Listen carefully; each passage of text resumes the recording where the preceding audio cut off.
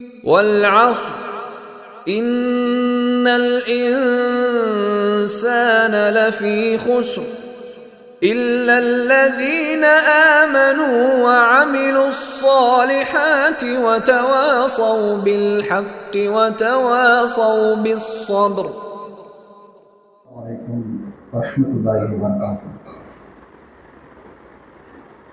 إن الحمد لله نحمده ونستعينه من يهده الله فلا مضل له ومن يضلل فلا هادي له. أشهد أن لا إله إلا الله وأشهد أن محمدا عبده ورسوله أما بعد. يا أيها الذين آمنوا وقولوا قولا سديدا يصلح لكم أعمالكم ويغفر لكم ذنوبكم ومن يطع الله ورسوله فقد فاز فوزا عظيما. اتقوا الله حق تقاته ولا تموتن إلا وأنتم مسلمون. உலகத்திற்கு அருள்முறையாக வந்த நபிகள் நாயகம் ஸல்லல்லாஹு அலைஹி வஸல்லம் அவர்கள் மீதும் அவர்களது குடும்பத்தார்கள் மீதும் அவர்களை பின்பற்றி வாழ்ந்த உத்தம சஹாபாக்கள் சஹாபிய பெண்மணிகள் மீதும் இந்த ஜும்மா நாளில் ஒன்று போல் இருக்கக்கூடிய நம் அனைவர்கள் மீதும் அல்லாஹ்வுடைய சாந்தியும் அருளும் என்றென்றும் இருக்கட்டுமா. கணித்திற்குரிய எல்லாமும் அல்ல அல்லாஹுவின் நல்லடியார்களே, அல்லாஹு தஆலா இஸ்லாமிய மார்க்கத்தை நமக்கு மிகப்பெரிய அருளாக வழங்கியிருக்கிறான். இந்த அருள் என்று சொல்லும் பொழுது நமக்காக வழங்கியிருக்கக்கூடிய விஷயங்களையும் நம்முடைய படைப்புகளையும் நாம் எதன் அடிப்படையிலாம் வாழ்ந்து கொண்டிருக்கிறோமோ அதில் அனைத்துமே அல்லாஹ்வுடைய அருளாகவே இருந்து கொண்டிருக்கிறது. இப்படி அருள் சம்பந்தமான விஷயங்களை ஒரு புறம் மார்க்கம் சொல்லியிருந்தாலும் சில குணங்களை மையமாக வைத்து இந்த குணங்களும் உங்களுக்கு அருள் என்று மார்க்கம் நமக்கு சொல்லுவதை பார்ப்போம். ஒவ்வொரு மனிதர்களும் ஒவ்வொரு விதமான குணங்களை கொண்டவர்களாக வாழக்கூடியவர்களாக வாழ்கிறோம். சிலர்கள் கோபப்படக்கூடியவர்களாக இருப்பார்கள், சிலர்களுக்கு பொறுமைகள் அதிகமாகவே இருக்கும், சிலர்கள் சண்டைகளும் சச்சரவுகளும் விடக்கூடியவர்களாக இருப்பார்கள், சிலர்கள் ஏமாற்றக்கூடிய குணங்களை கொண்டவர்களாக இருப்பார்கள். இப்படியெல்லாம் குணங்களை கொண்டவர்களாக இருந்தாலும் கூட ஒரே ஒரு குணத்தை அல்லாஹ் மையமாக வைத்து இது இறைவன் உங்களுக்கு வழங்கியிருக்கக்கூடிய அருள் கொடையாகவும் இந்த குணம் எவரிடத்துல இருக்கிறதோ அவர் எந்த நிலைகளும் அவர் தீமையான ஒரு செயல் பக்கம் சென்றுவிட மாட்டார் இருக்கக்கூடிய செயல்களையும் இந்த குணம் ஈமானுக்கு நிகராக இருக்கிறது என்று சொல்லுகிற அளவுக்கு ஒரு குணம் சம்பந்தமாக அல்லாஹும் அல்லாஹுடைய தூதர் அவர்கள் நமக்கு சொல்லுவதை பார்ப்போம்.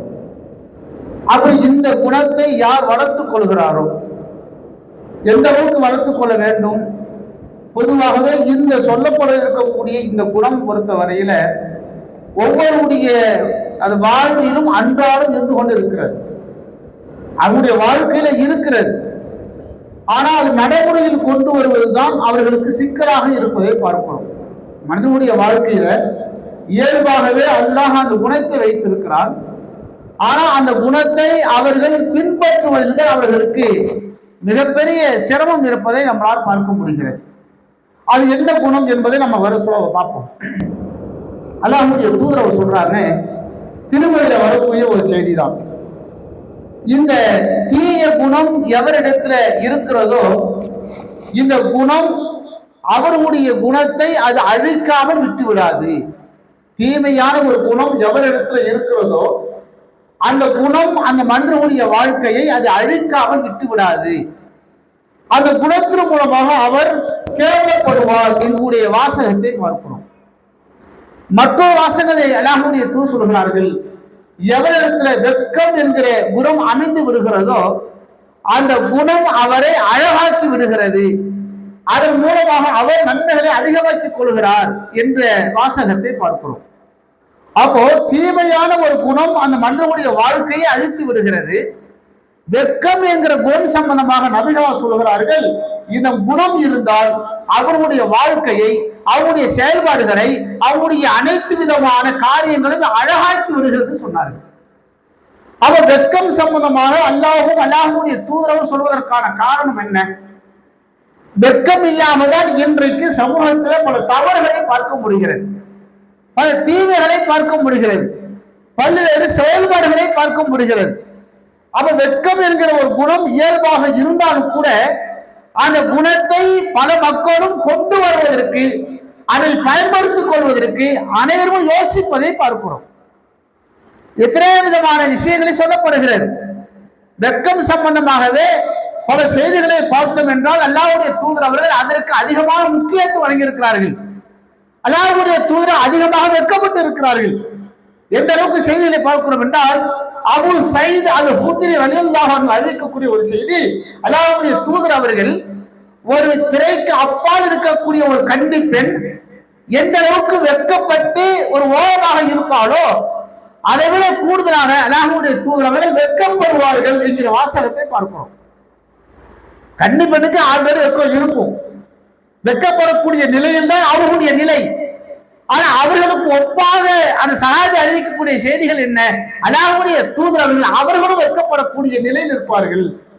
எதற்காக அந்த வெட்கம் என்றால், ஒவ்வொரு விஷயங்களையும் பார்த்து பார்த்து அல்லாஹ்வுடைய தூதர் அவர்கள் தன்னுடைய வாழ்க்கையிலே செயல்படுத்தி வாழ்ந்தார்கள். சொல்வதாக இருந்தாலும், நடைமுறையில் கொண்டு வருவதாக இருந்தாலும், ஒரு தூதர், அது அல்லாஹ்வுடைய தூதராக இருக்கக்கூடியவர், சமூகத்தை நல்வழி பக்கம் அழைக்க வேண்டும் என்கிற ஒரு மனநிலை இருக்கக்கூடிய அல்லாஹ்வுடைய தூதர் அவர்கள் எந்த நிலையிலும் தவறுகள் செய்துவிடக் கூடாது. அவர் செய்வதன் மூலமாக இந்த சமூகத்தில் உள்ளவர்கள் நம்மை கேவலமாக பேசிவிடுவார்கள், நம்மை அசட்டியாக பேசிவிடுவார்கள், நம்மை கேவலப்படுத்தி விடுவார்கள் என்பதற்காக வேண்டி அல்லாஹ்வுடைய தூதர் அவர்கள் ஒவ்வொரு காரியத்தையும் பார்த்து பார்த்து செய்தார்கள். இந்த குணம் நம்ம இடத்தில் இருக்க வேண்டும். நம்ம ஒரு சமூகத்தில் இருக்கிறோம் என்றால், நம்முடைய வாழ்க்கையில ஒரு நல்ல நிலையில் இருக்கிறோம் என்றால், ஒரு ஜமாத்து கட்டுப்பட்டு வாழ்கிறோம் என்றால், ஒவ்வொருவருமே தன்னுடைய வாழ்க்கையில இப்படியான ஒரு குணத்தை அமைத்துக் கொள்ள வேண்டும். ஏன் இந்த வார்த்தைகளை அதிகமாகவே பயன்படுத்துவார்கள். ஒரு கடன் வாங்குறாரு வச்சுங்களேன், கடன் வாங்கி கொண்டு அதை அவர் திருப்பி கொடுக்காம விட்டு விடுகிறார். அது கால தாமதமே ஆகிவிடுகிறது. கடன் கொடுத்தவர் சும்மா இருப்பாரா? அவர் பேசக்கூடிய வார்த்தைகள் எதார்த்தம் வைக்கமா இல்லையா? உனக்கு எத்தனை முறை கேட்டுட்டு இருக்கிறேன், எத்தனை முறை உனக்கு திட்டிக்கிட்டு இருக்கிறேன், கொஞ்சம் கூட வெட்கம் இல்லை சொல்லுவாங்க தானே? எதார்த்தம் வரக்கூடிய விஷயம் தானே. ஒரு தவறை சுட்டி காட்டும் போது கூட ஏதோ வெட்கம் இல்லாம செஞ்சுட்டு இருக்கிற, எத்தனை சொன்னாலும் தவறில மூழ்கி இருக்கிறாயே, கொஞ்சம் கூடிய மான ரோசம் வெட்க உணர்வு இல்லையான்னு கேட்கிறோமா இல்லையா? இது நம்முடைய வாழ்க்கையில அன்றாடம் எல்லோரும் பயன்படுத்தக்கூடிய வாசகம். ஆனா மார்க்கம் சொல்லுகிறது, இதை நீங்கள் நடைமுறையில் கொண்டு வாருங்கள்.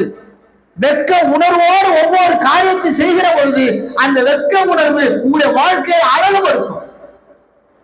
பார்த்து செய்வான்ல, பள்ளிவாசல ஏற்ப வரலன்னு கேட்டோம், ஆஹா போகலன்னா அவரு கேட்பாரு, போகணும் ஏதாவது சொல்லுவாங்களே, பள்ளிவாசலுக்கு போகணும்னு சொன்ன வார்த்தைகள் வேற மாதிரி வருமே, அந்த யோசனை இருந்தால், அந்த வெட்கம் இருந்தால் பள்ளிவாசலுக்கு வந்து விடுவார். சமூகத்தில் ஏதாவது தவறான விஷயங்களை வார்த்தைகளை பயன்படுத்துகிற போது கூட ஆஹா வார்த்தையை ரொம்ப யோசித்து பயன்படுத்தணும். நம்ம ஒரு சமூகத்தில் இருக்கிறோம், நம்முடைய ஜமாத்து கட்டுப்பாடு இருக்கிறோம், மக்களோடு மக்களாக இருக்க அந்த நிலை வரும் பொழுது வார்த்தையை கூட கவனமாக பயன்படுத்துவோம். ஏன் மொத்தம் எது நம்ம தப்பா சொல்லக்கூடாது, மற்றவர்கள் நம்மளை கேவலமாக பேசிவிடக் கூடாது. ஒரு சபையில வைத்து நம்மளை ஒரு மாதிரியான வார்த்தைகளை பயன்படுத்தி விட்டால் உள்ளம் தாங்காது இல்ல. அவன் மார்க்கம் சொல்லுகிறது, வெட்க உணர்வோடு நீங்க வாழ்ந்து கொள்ளுங்கள். ஒவ்வொரு சமூகத்திற்கும் ஒவ்வொரு விதமான தனித்தன்மை இருக்கிறது. ரசூல் சொல்றாங்க, ஒவ்வொரு சமூகத்திற்கும் ஒவ்வொரு தனித்தன்மை இருக்கிறது. எந்த அளவுக்கு இன்னதீன ஹுலுக்குன், ஒவ்வொரு சமூகத்திற்கும் ஒரு தனித்தன்மை இருக்கிறது. இஸ்லாத்துடைய தனித்தன்மை தெரியுமா? வா ஹுலுக்குல் இஸ்லாம் ஹயாவு, எவரிடத்துல வெட்க உணர்வு இருக்கிறதோ அந்த வெட்கம் தான் இஸ்லாத்தினுடைய தனி பெருமை என்று மார்க்கம் சொல்கிறது. எவ்வளவு வாசகத்தை பாருங்கள். நம்ம எதை யதார்த்தமாக நினைக்கிறோமோ அது யதார்த்தமான வார்த்தைகளுக்கு அல்லாஹ்வுடைய தூதர் சொல்றாங்க, வெட்கம் என்பது இந்த சமூகத்தினுடைய ஒரு தனித்தன்மை என்று சொன்னார்கள். நம்ம இடத்துல இருக்கா? எல்லாருடைய வாழ்க்கையிலுமே இயல்பாகவே அல்லாஹ் வைத்திருக்கிறார் இந்த வெட்கத்தை. ஆனால் நாம் அந்த வெட்கத்தை சரியான முறையில் பயன்படுத்திக் கொள்கிறோமா என்பதுதான் கேள்வியாக இருக்கிறது. செல்போன் பயன்படுத்துகிறோம், எல்லாருமே யூஸ் பண்றோம், எல்லாருமே நல்ல விஷயங்களுக்கு தான் பயன்படுத்துகிறோமா? நான் ரீல்ஸே பார்த்ததே இல்லை, மற்ற படங்களை பார்த்ததே இல்லை, குடும்பத்தோடு உட்கார்ந்து நான் டிவி பார்த்ததே இல்லை, குடும்பத்தோடு உட்கார்ந்து நான் படம் பார்த்ததே இல்லை, குடும்பத்தோடு உட்கார்ந்து கொண்டு நான் பாடல்களை பார்த்ததே இல்லை. படம் வந்துட்டா நல்லதா சொல்றான். படத்துல நல்லது சொல்லப்படுகிறதா? அது சீரியல் தான் பார்க்கிறோமே, அதுல ஏதாவது நல்லது சொல்லப்படுதா? இதை நீங்கள் பின்பற்றுவதன் மூலமாக நீங்க நரகத்தில் தடுக்கப்படுவீர்கள் சொல்லப்படுகிறது. இதை நீங்கள் பார்ப்பதன் மூலமாக நீங்கள் நேரடியாக சொர்க்கத்தை சென்று விடலாம் என்று சொல்லப்படுகிறதா? நீங்கள் சரியான முறையிலே சீரியல் பார்த்தால், படங்களை பார்த்தால் உங்களுக்கு நரகமே கிடையாது, நேரடியா சொர்க்கம் சொல்லப்படுகிறதா? குடும்பத்தோடு பார்க்கிறோம்ல, எவ்வளவு வார்த்தைகள் பயன்படுத்துகிறார்கள். ஆடலும் பாடல்களும் நகைச்சுவையாக இரண்டு அர்த்தங்கள் தரக்கூடிய வார்த்தைகளாக ஆபாச ஆடைகளோடு நம்முடைய வீட்டு முன்னாடி ஓடிக்கொண்டிருக்கிறது. அதில் பிள்ளைகள், தாய், தகப்போ, குடும்பம் எல்லாம் பார்த்துட்டு இருக்கிறோமே. வெக்க போச்சு, வெக்க வரணும்லங்க, வரணுமில்ல? வெக்கம் தான் உட்கார்ந்து இருக்கிறோம். வெக்கல குழந்தையோடு சேர்ந்து நம்ம படங்களை பார்க்கிறோம். வெக்கல மற்ற ஒரு குடும்பத்தோடு சேர்த்து பாடல்களை ரசித்து பாடுகிறோம். அப்ப மார்க்கம் சொல்லுகிறது, வெக்கம் என்கிற குணம் இருக்குல்ல, அது உங்களை அழகுபடுத்தும், அழகாக்கும் உடைய வாழ்க்கையை. அப்படி அழகாக்க வேண்டும் என்றால் நம்முடைய உள்ளத்தில் இருக்கக்கூடிய இயல்பாக இருக்கக்கூடிய அந்த வெக்கத்தை வெளியில் கொண்டு வர வேண்டும். அபாசமா இருக்கு, வேண்டாம், பார்க்காத. வளரக்கூடிய பிள்ளைகள் அவர்களுக்கு என்று சில வாழ்க்கையில் இருக்கிறது. அந்த வாழ்க்கையெல்லாம் நீங்கள் யோசித்து பாருங்கள். இன்னைக்கு சமூகம் எந்த அளவுக்கு சீர்கட்டு இருக்கிறது. எந்த பெண்ணு யாருன்னு போனானே தெரியலையே, பைக்கில் ஏறிட்டு அது பக்கம் போயிட்டே இருக்க. அவன் கரடு குப்பை மாதிரி இருக்கிறான், முடியெல்லாம் வச்சுக்கிட்டு கடுக்கம் போட்டுக்கிட்டு வலையெல்லாம் போட்டுக்கிட்டு அவன் ஒரு மாதிரியா பைத்தியக்கார மாதிரி இருந்துட்டு இருக்கான். அவனோடு சேர்த்து முறுக்கா போட்டுக்கொண்டு நம்முடைய பிள்ளை ஏறி போகுது அப்படின்னா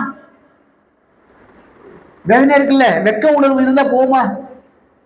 வெக்கம் என்கிற உணவு அவருடைய வாழ்க்கையிலே சரியாக இருந்தால், அவருடைய தாயிடத்தில் இருந்தால், அவருடைய தந்தையிடத்தில் இருந்தால், சமூகத்திலே வெக்கம் என்கிற ஒரு உணர்வு எல்லாரிடத்திலும் இருந்து சொன்னால் இந்த பெண் அந்த பைக்கில் இருப்போமா? கவலை இருக்கு. சமூகத்தை நினைச்சோம் அப்படின்னு சொன்னா அவ்வளவு பெரிய கவலையாக இருக்கிறது. அப்போ அல்லாஹ்வுடைய தூதர் அவர்கள் எந்த அளவுக்கு இதை சேர்க்கிறார்கள் தெரியுமா? அல்ல ஹயாவு, இந்த வெக்கம் இருக்குல்ல, சொஹபத்துல் மினல் ஈமான். ஈமான பல கிளைகள் இருக்கிறது, 60க்கும் மேற்பட்ட கிளைகள் இருக்கிறது. அதில் ஒரு கிளையாக இந்த வெக்கம் இருக்கிறது என்கிற ஒரு விஷயத்தை அல்லாஹ்வுடைய தூதரவர்கள் ஈமானோடு இணைத்து பேசுகிறார் என்றால் இந்த குணத்தை ஒவ்வொருவருமே வளர்த்துக் கொள்ள வேண்டுமா இல்லையா? அப்படி யோசித்து பாருங்களேன். சமூகத்தில் நடக்கக்கூடிய ஒவ்வொரு தீமைகளும், குடும்பத்தில் நடக்கக்கூடிய ஒவ்வொரு தீமைகளும் எதுவாயினும் வெக்கம் இல்லாத ஒரு குணத்தின் மூலமாக தான் பல்வேறு தவறுகள், பாவங்கள் இந்த சமூகத்தில் நடந்து கொண்டே இருக்கிறதே பார்க்கிறோம். அல்லாஹ்வுடைய தூதர் சொன்னாங்க, போயிட்டு இருக்காங்க, போயிட்டு இருக்கும்போது ஒரு ஆண் குடிச்சிட்டு இருக்க, ஆண் தான், ஆண் குடிச்சிட்டு இருக்கிறார் வெட்ட வெளியில. அல்லாஹ்வுடைய தூதர் சொன்னாங்க, எப்பா குடிச்சிட்டு இருக்கிறப்பா ஒரு திரையவனை போட்டுக்கோ. ரசூல் ஒரு ஆணுக்கு சொன்னாங்க, குடிச்சிட்டு இருக்கும் பொழுது ஒரு திரையை போட்டுங்க, மரப்பை போட்டுங்கன்னு சொன்னாங்க. அதற்கு சொல்கிறார்கள், ஒரு சஹாபி கேட்கிறார், அல்லாஹ்வுடைய தூதரே, ஆணு இருந்தாலுமா மறைச்சிக்கணும்? ஆமா, ஆணுதான் மறைச்சுதான் ஆகணும், வெக்க இருக்கணும்ல. மறுபடியும் சஹாபி கேட்கிறார், அல்லாஹ்வுடைய தூதரே, தனிமையில் இருக்கிறார் ஒருவர், அப்போதும் இருக்கணுமா? அப்படி கேட்கும்போது ரசூல் சொன்னாங்க, வெட்கப்படுவதற்கு அல்லாஹ் போதுமானவன். வெட்கப்படுவதற்கு மிகவும் சிறந்தவன் யாரு? அல்லாஹ் என்று சொன்னார்கள் என்றால் இந்த வெட்க உணர்வை எந்த அளவுக்கு அதிகமாக சொல்லி இருப்பார்கள். இன்னைக்கு எல்லாம் சம்மருடைய நிலைதான். சம்மர் காலத்தில் இருக்கும் பொழுது பலரும் செய்யறோம், சுற்றுலா குற்றாலம் போறோம், கொடைக்கானல், மூணாறுக்கே போயிட்டே இருக்கிறோம். குற்றாலத்தை தண்ணி கம்மியா இருக்குன்னு நினைக்கிறேன். அங்க பெண்கள் ஒரு பக்கம், பெண்கள் ஒரு பக்கம் ஆண்கள். நீங்க அது குளிக்காதீங்க சொன்னா மக்களை கொண்டு வைக்கிறாங்க. எவ்வளவு ஒரு வார்த்தையை சொல்லிட்டாங்க. இப்ப எனக்கா சொல்றேன், பெண்கள் போய் பப்ளிக் குளிக்காதீங்கன்னா ஆண்களுக்கே தடை இருக்கும் போது பெண்களுக்கு இருக்காதா? இப்ப யோசிக்கணும். ஹதீஸ யாரும் யோசிக்கிறது கிடையாது. குற்றாலத்துல குளிக்காம சொல்லிவிட்டார்கள். குளிச்சிக்க உனக்கு சொல்லியாச்சு, போனா போகட்டும், அது ஓய்வு இருப்போம். அப்போ ஆண் குளிக்கும் போது ஒரு திரையை போட சொன்ன அல்லாஹ்வுடைய தூதர் அவர்கள் பெண்ணுக்காக சொல்லியிருப்பார்கள் இல்லையா? அப்ப ஆணுக்கு இருக்கக்கூடிய உணர்வு கூட அதிகமாக பெண்ணுக்கு இருக்க வேண்டுமா இல்லையா? ஆனா அது உணவுகள் இல்லாமல், கொஞ்சம் கூட வெட்கம் இல்லாமல் என்ன செய்யறாங்க? ஆடையோடு சேர்ந்து அந்த குற்றாலத்தை குளிக்கிறத பார்க்கிறோம். அதுல சில இடங்கள் இருக்கிறது, மறைவாக குளிக்கக்கூடிய இடங்கள்லாம் ஏற்படுத்தி வைத்திருக்கிறார்கள். அது எதற்காக சொல்கிறோம் என்றால் வெட்க உணர்வை அதிகமாகவே மார்க்கம் சொல்லித்தருகிறது. எந்த அளவுக்கு அதை ஒரு ஈமானோடு இணைத்து பேசுகிறார்கள். ஈமான சொல்லும்போது கூட இந்த 6 விஷயங்களை யார் நம்புகிறாரோ அவர் சொர்க்கவாசி என்று சொல்லுகிறார். அல்லாஹ்வை நம்பணும், ரசூலை நம்பணும், வானவரை நம்பணும், வேதங்களை நம்பணும், மறுமை நம்பணும், நன்மை தீமை நம்பணும். இப்படி சொல்லிக் கொடுத்த அல்லாஹ்வுடைய தூதர் அவர்கள் இந்த 6 விஷயங்களில் யார் ஒன்றே மறுத்தாலும் அவர் ஈமான் கொண்டவராக ஆக முடியாது என்று அல்லாஹ்வுடைய தூதர் அவர்கள் அழகாக சொன்ன பிறகு அந்த ஈமானோடு எதை சேர்க்கிறார்கள் என்றால் வெட்கம் என்கிற ஒரு குணமும் உங்கள்கிட்ட இருக்க வேண்டும் என்று சொன்னார்கள். ஈமானோடு சேர்க்கிறான். எத்தனையோ குணங்கள் இருந்தாலும் இந்த குணத்தை மட்டும் ஈமானோடு இணைத்து பேசுகிறார் என்றால் இந்த குணத்தினுடைய வேல்யூ எந்த அளவுக்கு புரிஞ்சுங்க. அல்லாஹ்வுடைய தூதர் ஒரு செய்தி சொன்னாங்க, சூப்பரான ஒரு வாசகம். இந்த வாசகம் தான் அடிப்படையான ஒரு விஷயம். எந்த அளவுக்கு அப்படின்னா இந்த வாசகத்தை மேலிட்டதா பார்க்கும் பொழுது சரி அப்படி இருக்கும் அப்படி நினைக்கலாம். ஆனால் ஒரு எச்சரிக்கை விடுக்கக்கூடிய நிலையில் தான் அல்லாஹ்வுடைய தூதர் அவர்கள் இந்த வாசகத்தை சொன்னாங்க. இயாலம் தஸ்தஹி ஃபஸ்னஉ மா ஸிஅத. வெட்கம் என்கிற குணம் உன்னிடத்துல இல்லை என்றால் நீ நாடியதை செய்து கொண்டு சொன்னாங்க. Open declare. இந்த குணம் இல்லையா, நீ நினைச்சு செஞ்சுக்கோ, செஞ்சுதான் பாரு.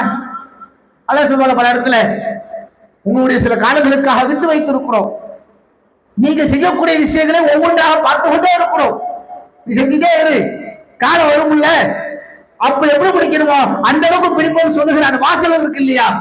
அதுபோல அல்லாஹ்வுடைய தூதர் சொன்னார்கள், வெட்கம் என்கிற குணம் மட்டும் இல்லையா அப்படின்னா நீ என்ன வேணாலும் செஞ்சுக்கோ. தண்டனிக்கணுமா அழிச்சுக்கோ, மது போதை அழிதாலும் செஞ்சுக்கோ, போதை எதுவாக செஞ்சுக்கோ.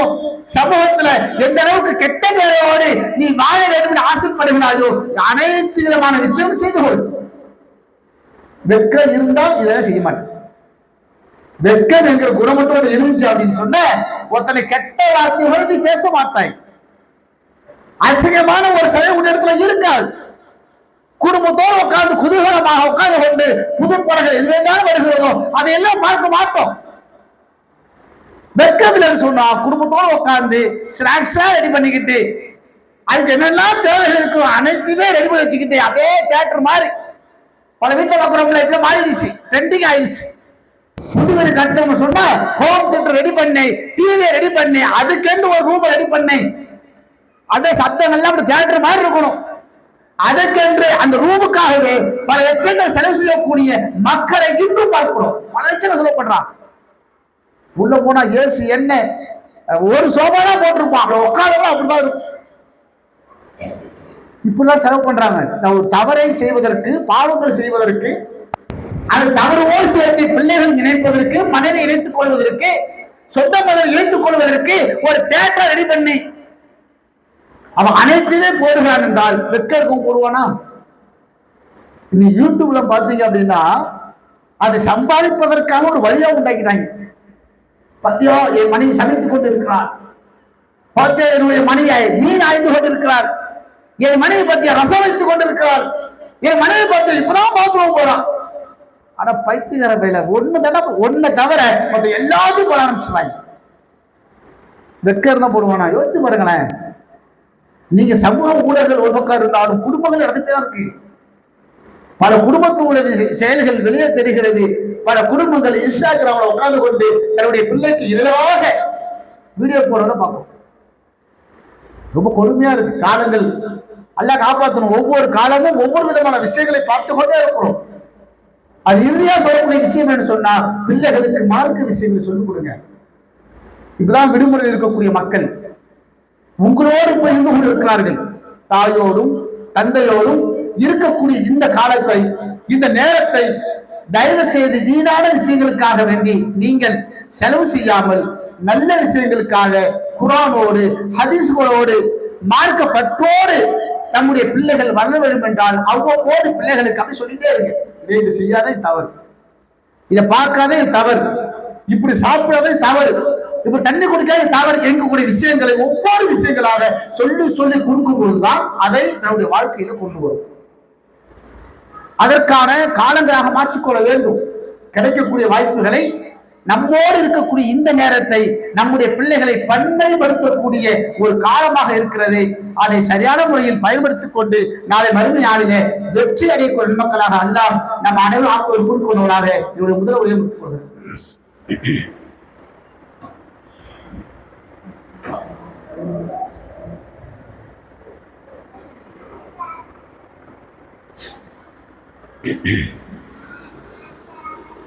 எல்லாம் அல்ல அல்லாஹ்வின் நல்லடியார்களே, ஒரு படிப்படையான செய்தியை உங்கள்கிட்ட பகிர்ந்து கொள்ள நான் ஆசைப்படுகிறேன். ஒய்எம்ஜே சார்பாக கடந்த 10 நாட்களாக திருச்சியில் உணர்வாய் உன்னை என்கின்ற நிகழ்ச்சி நடைபெற்றது. அதில் ஆண் பிள்ளைகள் 60க்கும் மேற்பட்ட பிள்ளைகளும், பெண் பிள்ளைகள் ஒரு 40 பிள்ளைகளும் கலந்து கொண்டார்கள். அதில் நமக்கு கிடைத்த படிப்பினை அதுதான் சொல்ல போகிறேன். ஆரம்பத்தில் அவங்க சேரும்போது அவங்களுடைய மனநிலை என்பது வேறு. தொடர்ந்து அவங்க விளையாடிட்டே இருப்பாங்க, சொன்னதை கேட்க மாட்டாங்க. ஒவ்வொரு நிலைகளிலும் ஒவ்வொரு வகுப்பில் எச்சரிக்கை கொடுத்துட்டே இருக்கணும். இப்படியே அவனை டிஸ்டர்ப் பண்ணாத, அவன் சட்டையை பிடிச்சி இருக்காத, அவனை அடிக்காத, பேனா வச்சு குத்தாத, இப்படியே இந்த ஒரு வாரம் இப்படியே ஓடிட்டே இருக்கும். அவன் எப்போ பன்மைப்படுறான் அப்படின்னு சொன்னால் அந்த ஒரு வாரத்துக்கு பிறகு அந்த கடைசி 3 நாட்கள் தான் பன்மைப்படுறான்.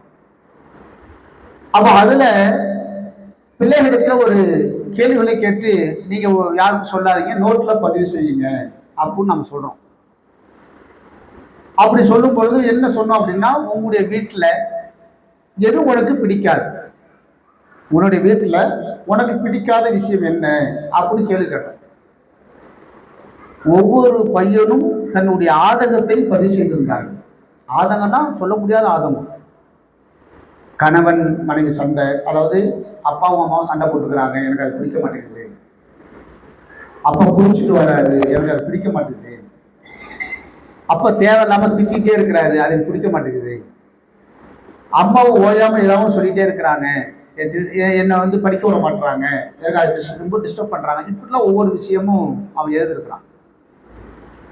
இதெல்லாம் சாதாரண பார்க்கும்போது நமக்கு யதார்த்தமான விஷயம் நம்ம எதிர்பார்க்க முடியாது. அவனுடைய உள்ளம் எந்த அளவுக்கு அது பாதிப்புகளை உண்டாக்கியிருந்தால் அதை அவன் பதிவு செய்திருப்பான். ஒவ்வொரு விஷயங்களும் அவருடைய உள்ள ரீதியாக எப்படியெல்லாம் பாதிப்பை அடைந்திருந்தால் அவன் எழுதி போய் யோசிப்பாரு. அப்போ 10 நாள் பழகிய எங்களிடத்துல இந்த விஷயங்களை சொல்கிறான் என்றால், கூடவே இருக்கக்கூடிய உங்களிடத்துல உங்களுடைய பிள்ளைகள் சொல்லுவான்னு சொல்ல மாட்டாங்க. கேட்கணும்ல? ஒவ்வொரு நாளும் ஒவ்வொரு விஷயங்களை கேளுங்கள், அன்போடு பழகுங்கள். நபி நாயகம் ஸல்லல்லாஹு அலைஹி வஸல்லம் கற்றுக் கொடுத்தாங்க. பேரப்பிள்ளை என்ன செஞ்சிருக்காங்கன்னா, அந்த குழந்தைய தூக்கி விளையாண்டுட்டு இருக்கிறாங்க, கழுத்தை தூக்கிட்டு விளையாண்டுட்டு இருக்காங்க பேரப்பிள்ளைய. அப்படி விளையாடிட்டு இருக்கும்போது தொழுகை டைம் ஆயிடுச்சு, வாங்க சொல்லியாச்சு. தூக்கி இறக்கி விட்டு அந்த குழந்தை அழுகுது. தூக்கிட்டு வந்தாங்க, பள்ளிவாசல் வந்துட்டாங்க. அப்படி வரும்பொழுது அல்லாஹ்வுடைய தூதர் அவர்கள் அடுத்தடுத்து என்ன செய்வாங்க அப்படின்னு ஒரு சஹாபி நோட் பண்ணிட்டே இருக்கிறார். தக்பீர் கட்டியாச்சு, குழந்தை கழுத்துல தான் இருக்கு. நம்மளா என்ன செய்வோம்? குழந்தை ஒண்ணு இறக்கி விட்டுட்டு கோவப்பட்டு போவோம், இல்லை ஏதோ ஒரு 2 தட்டு தட்டிட்டு போயிடுவோம். ஆனா ரசூல் என்ன பண்ணாங்கன்னா அதை கூட செய்யாம என்ன செய்யலாம், தூக்கி தோல் வச்சுட்டாங்க, தக்பீர் கட்டியாச்சு, ருக்கு போகணும். அப்படியான ஒரு நிலை வரும்போது அல்லாஹ்வுடைய தூதர் அவங்க ருக்கு போகும்போது இறக்கி விடுறாங்க, சுஜூது போகும் இறக்கி விடுறாங்க, மறுபடியும் தக்பீர் தூக்கி கழுத்துல வச்சுக்கிறாங்க. அப்போ ஒரு குழந்தையோடு அல்லாஹ்வுடைய தூதர் இருந்து அந்த பாண்டிங் இருக்குல்ல, நெருக்கம் இருக்குல்ல, அதுதான் நம்ம பிள்ளையுடைய அந்த வாழ்க்கையை மாற்றங்களை ஏற்படுத்தும். பிள்ளைகளுக்கு ஒவ்வொரு நாளும் ஒவ்வொரு விஷயங்களை கேட்டு அறிந்தால்தான் அவன் எப்படிப்பட்ட நிலையில் வாழ்ந்து கொண்டிருக்கிறான் என்கிற ஒரு மனநிலையை நம்மளால் அறிந்து கொள்ள முடியும். இதுக்கு எத்தனை பிள்ளைகள் ஏதாவது ஒரு தவறு செய்து விடுகிறார்கள். கோவம் வந்துச்சு அப்படின்னா என்ன உடைக்கிறான்னு தெரியவே மாட்டேங்குது.